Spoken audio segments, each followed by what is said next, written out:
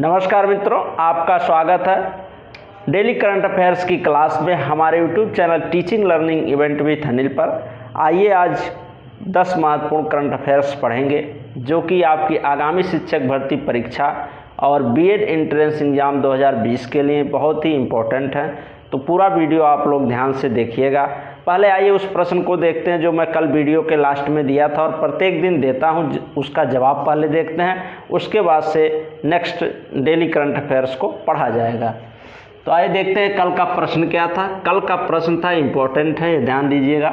हाल ही में भारत का कौन सा राज्य एलपीजी कनेक्शन 100% पूरा करने वाला पहला राज्य बना है? तो इसका आंसर है हिमाचल प्रदेश। हिमाचल प्रदेश ऐसा राज्य जो एलपीजी कनेक्शन 100% पूरा करने वाला पहला राज्य बना है। ठीक, अभी हाल ही में वहाँ पर एलपीजी कनेक्शन पूरा करने का जब रिपोर्ट की सर्वे किया गया तो ये राज्य जो है हिमाचल प्रदेश प्रथम स्थान पर आया।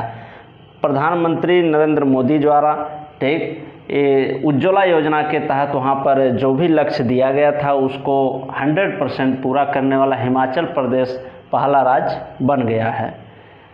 और अब आइए देख लेते हैं हिमाचल प्रदेश राज्य के बारे में जुड़े हुए कुछ महत्वपूर्ण तथ्य। राजधानी हिमाचल प्रदेश की है शिमला। मुख्यमंत्री कौन है? जयराम ठाकुर। राज्यपाल बंडारू दत्तात्रेय। और यहाँ पर एक इम्पोर्टेंट नेशनल पार्क स्थित है, ग्रेट हिमालय नेशनल पार्क। ठीक, इसको ध्यान दीजिएगा। और लोकसभा में 4 सीटें हैं और राज्यसभा में 3 सीटें हैं। ठीक, तो ये रहा है हिमाचल प्रदेश के बारे में जानकारी और कल के प्रश्न का उत्तर। और इस प्रकार से जो हिमाचल प्रदेश पहला राज्य बन गया है 100% एलपीजी कनेक्शन पूरा करने वाला। ठीक, अब आइए डेली करंट अफेयर्स क्लास को शुरू करते हैं और क्रम से प्रश्नों को देखते हैं आज के डेली करंट अफेयर्स को। आइए देखते हैं आज का करंट अफेयर्स का पहला प्रश्न। हाल ही में कौन सा राज्य प्रधानमंत्री स्वनिधि योजना को लागू करने वाला पहले स्थान पर रहा है? ठीक, कौन सा राज्य प्रधानमंत्री स्वनिधि योजना का नाम है प्रधानमंत्री स्वनिधि योजना को लागू करने वाला पहला स्थान पर रहने वाला राज्य कौन सा है? ठीक, तो इसका आंसर है मध्य प्रदेश। इसके बारे में और विस्तृत रूप से देख लेते हैं। प्रधानमंत्री स्वनिधि योजना के तहत रेहड़ी पटरी वाले दुकानदारों को छोटी राशि का कर्ज उपलब्ध कराया जाएगा जिससे उन्हें अपना व्यवसाय जारी रखने में मदद मिल सके। ठीक, इस प्रधानमंत्री स्वनिधि योजना का ही मुख्य उद्देश्य है कि जो भी दुकानदार हैं रेहड़ी पटरी वाले, ठीक, उनको एक छोटा सा कर्ज उपलब्ध कराया जाएगी छोटी राशि का जिससे वो अपने व्यवसाय को जारी रख सकें। ठीक, अब आइए मध्य प्रदेश राज्य के बारे में महत्वपूर्ण तथ्य देख लेते हैं। राजधानी है भोपाल। मुख्यमंत्री हैं शिवराज सिंह चौहान। गवर्नर कौन है? लालजी टंडन। मुख्य न्यायाधीश अजय कुमार मित्तल हैं। लोकसभा में 29 सीटें हैं, राज्यसभा में 11 सीटें हैं और विधानसभा में 230 सीटें हैं मध्य प्रदेश में। और बता दें जो शिवराज सिंह चौहान हैं ये 4थी बार मध्य प्रदेश के मुख्यमंत्री बने हैं लगातार। ठीक, और मध्य प्रदेश से 2 राष्ट्रीय उद्यान से प्रश्न पूछा जाता है, कान्हा राष्ट्रीय उद्यान और बांधवगढ़ राष्ट्रीय उद्यान। ये इम्पॉर्टेंट यहाँ से प्रश्न बनते हैं राष्ट्रीय उद्यानों से जो कि बेहद इम्पोर्टेंट है आपकी परीक्षा की दृष्टि से, इसलिए मैंने इसको बता दिया। और बता दें मित्रों, ये जो मध्य प्रदेश है इससे कर्क रेखा होकर के गुजरती है और इस प्रकार से भारत के 8 राज्यों से कर्क रेखा होकर गुजरती है। तो उसके लिए एक ट्रिक है 8 राज्यों को याद रखने के लिए। मैं पिछली कई वीडियो में बताया हूँ, आज भी बता दे रहा हूँ जिससे जो नए लोग हैं वो भी इससे अवगत हो सकें और जो पुराने लोग हैं उनका रिवीजन हो जाए। तो आइए देखते हैं वो ट्रिक क्या था। मैंने बताया था ट्रिक है गुमक्षराज पत्रिम।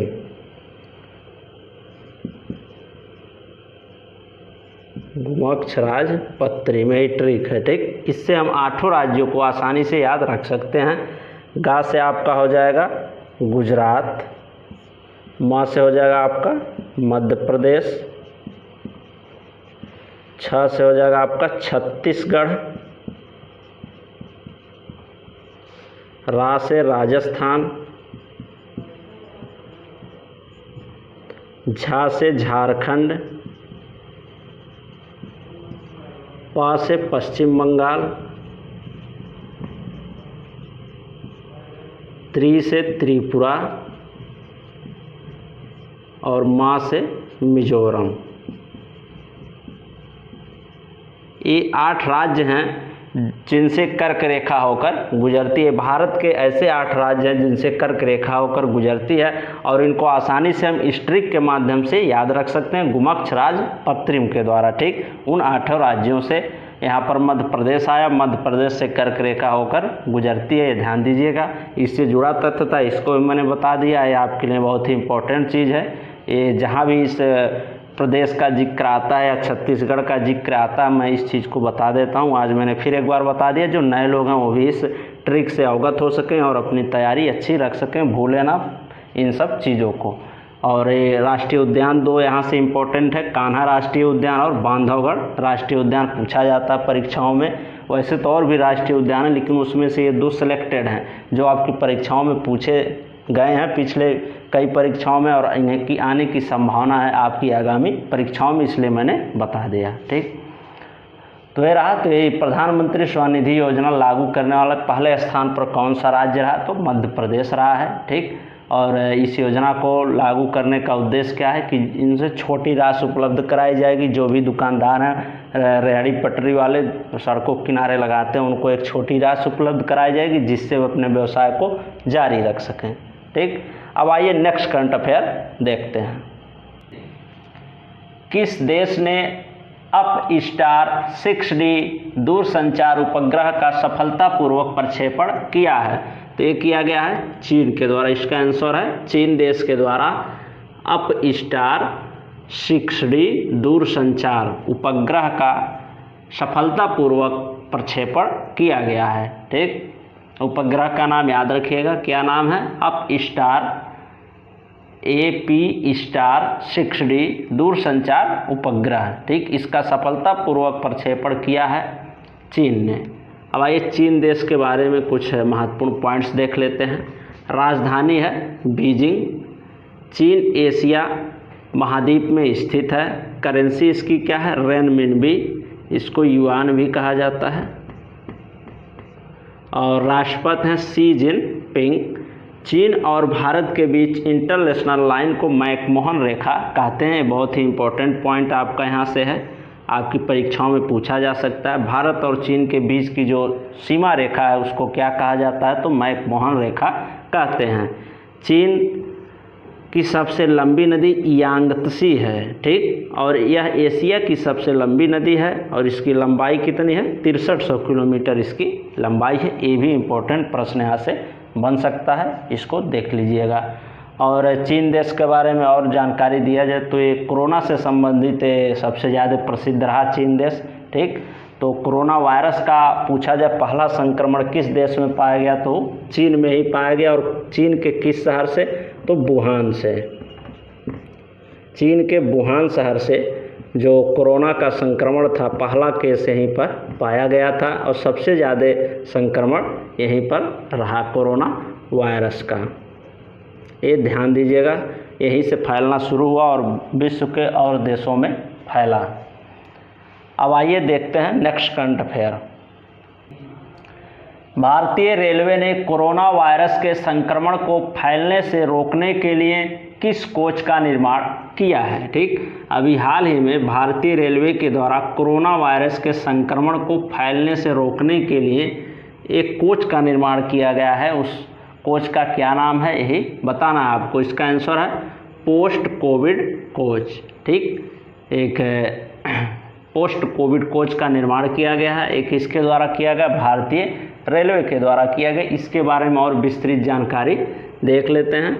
पहला पॉइंट है, भारतीय रेलवे ने कोविड-19 वायरस के संक्रमण को फैलने से रोकने के लिए इस नए अत्याधुनिक सुविधाओं से लैस पोस्ट कोविड कोच का क्या नाम है, पोस्ट कोविड कोच को विकसित किया है। ठीक, और सेकंड पॉइंट देखते हैं, इस कोच का निर्माण रेल कोच फैक्ट्री कपूरथला में किया गया है। ठीक, तो कपूरथला वह स्थान है जहाँ पर क्या होता है, रेल के डब्बे बनाए जाते हैं। ठीक, ये ध्यान दीजिएगा, यहाँ से एक पॉइंट्स आपको तैयार हो जा रहा मिल रहा है। कपूरथला में जो रेल की कोच फैक्ट्री है, वहीं पर रेल के डब्बे बनाए जाते हैं। वहीं पर एक ऐसा भी कोच या डिब्बा बनाया गया है, ठीक, रेलवे का, जिसमें पोस्ट कोविड कोच के नाम उसको दिया गया है और वो कोरोना वायरस के संक्रमण से बचाव के लिए बनाया गया है। अब आइए देखते हैं भारतीय रेलवे के बारे में कुछ महत्वपूर्ण पॉइंट्स। स्थापना कब हुई है? 16 अप्रैल 1853 को। मुख्यालय कहाँ स्थित है? नई दिल्ली में। रेलवे मंत्री कौन है? पीयूष गोयल हैं। रेलवे बोर्ड के अध्यक्ष कौन है? विनोद कुमार यादव हैं। ठीक, और यहाँ से इम्पोर्टेंट प्रश्न बनता है आपका, स्वतंत्र भारत के पहले रेल मंत्री कौन थे? तो ये थे जॉन मथाई। जॉन मथाई क्या थे? स्वतंत्र भारत के पहले रेल मंत्री थे। और इंडियन रेलवे से जुड़ी तथ्य आए हैं, तो यहाँ पर मैं बता दूँ रेलवे से जुड़े हुए कि सबसे पहले जो ट्रेन थी, रेलगाड़ी थी, वो कहाँ पर चली थी और कब चली थी? तो 1853 में चली थी। ठीक, मुंबई से ठाणे के बीच, मुंबई से ठाणे के बीच ट्रेन चलाई गई थी और 1853 में चलाई गई थी। ट्रेन का नाम क्या था? ट्रेन का नाम था black beauty train. Black beauty train, train का ये नाम है ब्लैक ब्यूटी।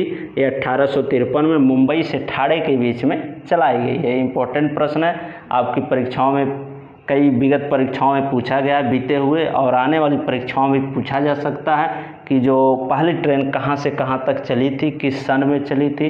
तो 1853 में चली थी मुंबई से ठाणे के बीच। ठीक, और बाकी ये चीज़ें रही भारतीय रेलवे के बारे में।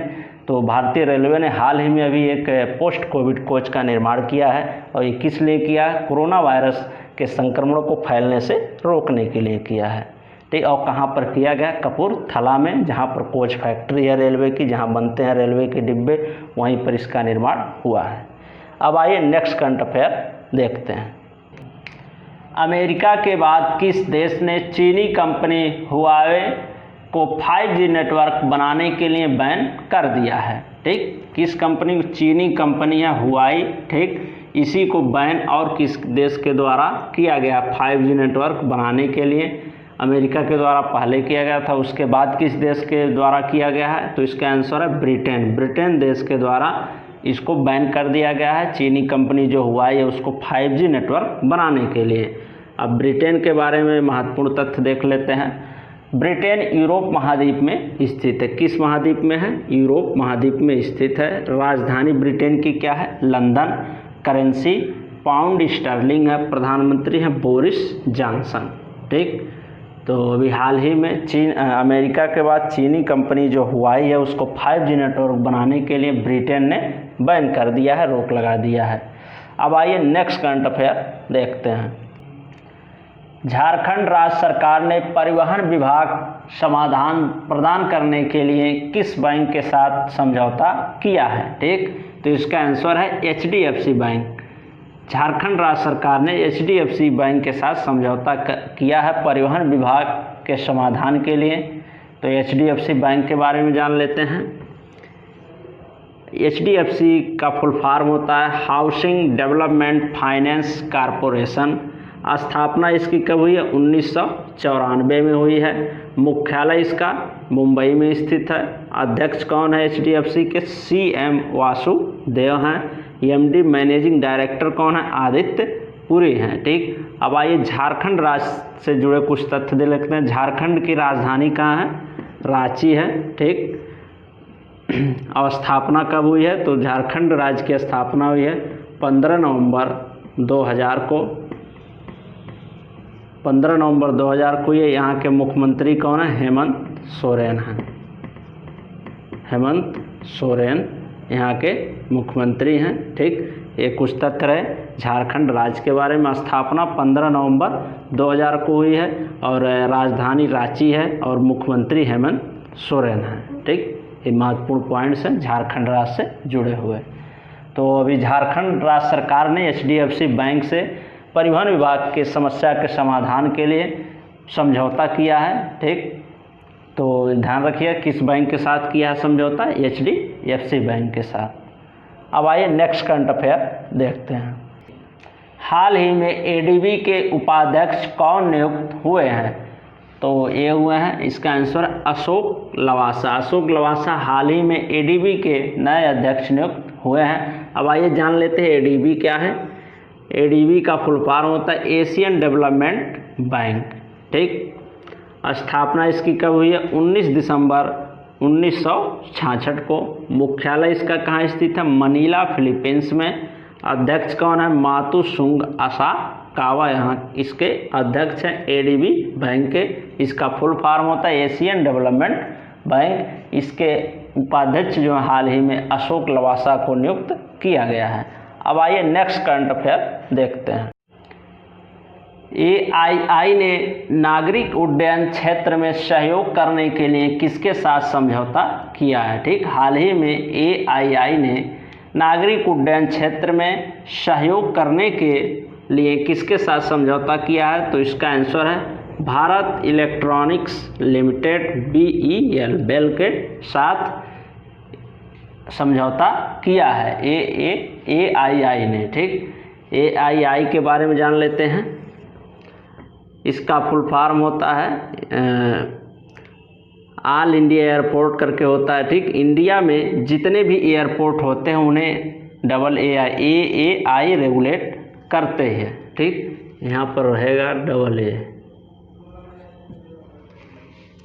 स्थापना इसका कब हुआ? 1 अप्रैल 1935 को। मुख्यालय इसका स्थित है नई दिल्ली में। अध्यक्ष कौन है? अरविंद सिंह AAI के अध्यक्ष हैं।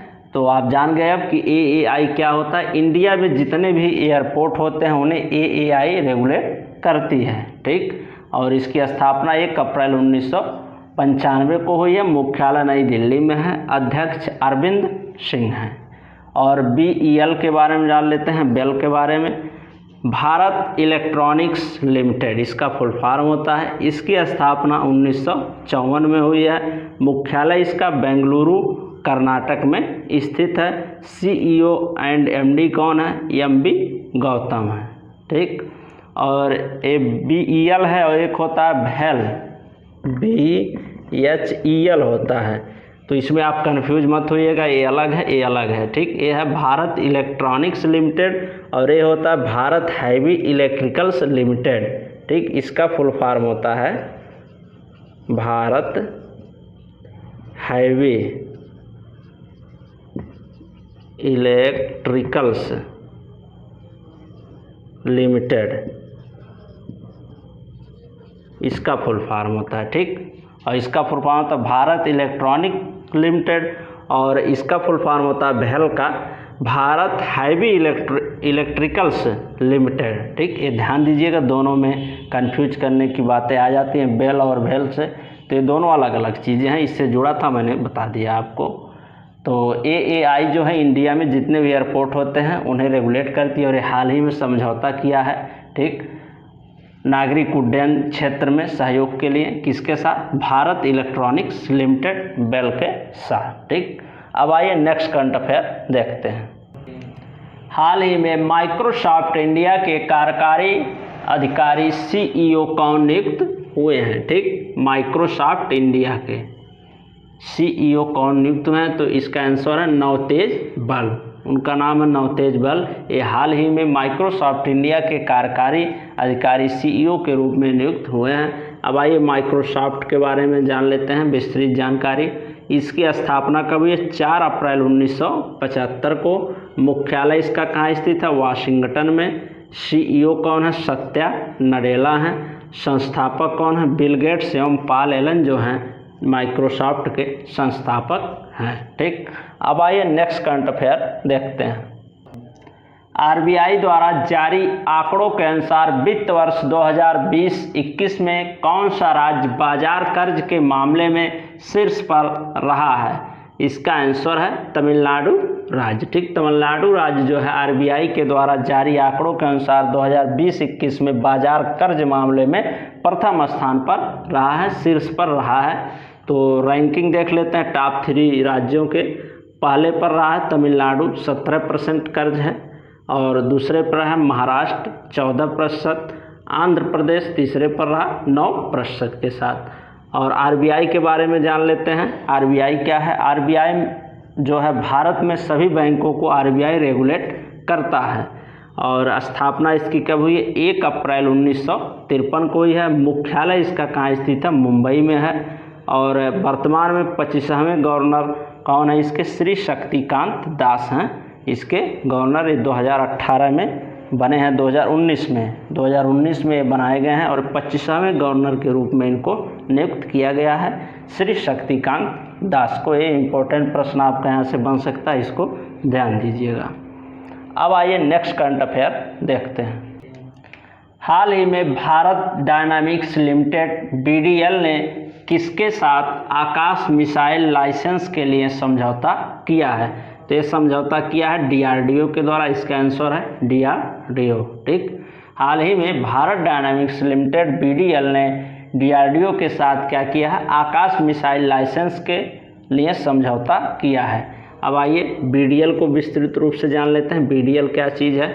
BDL है भारत डायनामिक्स लिमिटेड, इसका फुल फॉर्म होता है। स्थापना इसका हुआ 1970 में। मुख्यालय हैदराबाद तेलंगाना में स्थित है। यहाँ तेलंगाना राज्य से जुड़े कुछ तथ्य देख लेते हैं। तेलंगाना राज्य की स्थापना कब हुई है? 2 जून 2014 को हुई है। ठीक, और ये 29वें राज्य के रूप में एक गठित हुआ था यह राज्य। ठीक, तो 2 जून 2014 को तेलंगाना राज्य की स्थापना हुई है। ठीक, और DRDO के बारे में देख लेते हैं। DRDO का फुल फॉर्म होता है defence research and development organisation. स्थापना इसका हुआ 1958 में। मुख्यालय इसका स्थित है DRDO का नई दिल्ली में। DRDO के अध्यक्ष कौन है वर्तमान में? G सतीश रेड्डी हैं। ठीक, तो इस प्रकार से रहा। भारत डायनामिक्स BDL ने DRDO के साथ आकाश मिसाइल लाइसेंस के लिए समझौता किया है। ठीक, अब ये आज के रहे 10 महत्वपूर्ण करंट अफेयर्स जिसको आपने देखा। अब आइए उस प्रश्न को देखते हैं जिसका कमेंट बॉक्स में आपको जवाब देना है। आइए उस प्रश्न को देखते हैं जिसका जवाब आपको कमेंट बॉक्स में देना है। बहुत ही इम्पोर्टेंट प्रश्न है आपकी आगामी प्रतियोगी परीक्षाओं के लिए, तो इसको ध्यान से आप देखिएगा। इसके प्रश्न को अवश्य कमेंट बॉक्स में दीजिएगा इसके जवाब को। हाल ही में गूगल ने गूगल प्लस को किस नाम से रीलॉन्च किया है? किस नाम से रीलॉन्च किया है? ठीक, पुनः लॉन्च किया है दोबारा। किस नाम से गूगल प्लस को लॉन्च किया गया है गूगल के द्वारा? इसका आंसर आपको कमेंट बॉक्स में देना है। इस प्रश्न के जवाब को अवश्य दीजिएगा। जो पुराने लोग हैं उनका रिवीजन हो जाएगा, जो नए लोग हैं वो भी इस प्रश्न से अवगत हो सकेंगे, क्योंकि प्रतियोगी परीक्षा में कहीं से भी कोई भी प्रश्न आ सकता है। बाकी मैं जो वीडियो के लास्ट में एक प्रश्न देता हूं डेली, वो अति संभावित प्रश्न होते हैं आपके आगामी शिक्षक भर्ती हो या प्रतियोगी परीक्षाएं, अन्य कोई भी प्रतियोगी परीक्षा हो, सभी के लिए। तो आप लोग इस प्रश्न को सीरियसली लिया करें और इसके जवाब को कमेंट बॉक्स में अवश्य दें। ठीक मित्रों, धन्यवाद। चैनल को सब्सक्राइब कर लीजिए ऐसे ही डेली करंट अफेयर्स वीडियो को प्राप्त करने के लिए, और अन्य मित्रों के पास भी शेयर कर दीजिए जिससे और लोग भी इन महत्वपूर्ण वीडियो करंट अफेयर्स के वीडियो से अवगत हो सकें। ठीक, तो धन्यवाद मित्रों। कल मिलते हैं नेक्स्ट करंट अफेयर्स वीडियो के साथ।